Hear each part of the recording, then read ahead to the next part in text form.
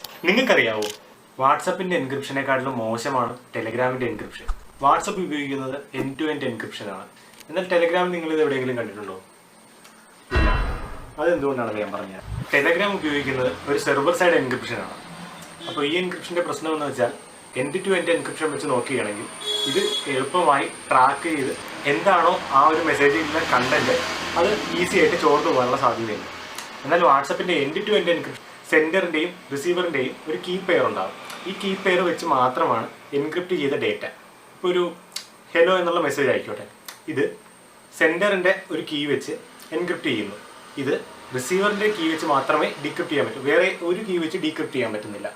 എന്നാൽ ടെലഗ്രാമിൻ്റെ server side encryption ഇത് വളരെ വീക്കാണ്. ഇതൊരു സിംഗിൾ എൻക്രിപ്ഷൻ ആയതുകൊണ്ട് തന്നെ മറ്റൊരാൾക്ക് ഈസിയായി ഈ മെസ്സേജിൻ്റെ കണ്ടന്റ് എടുക്കാൻ പറ്റും.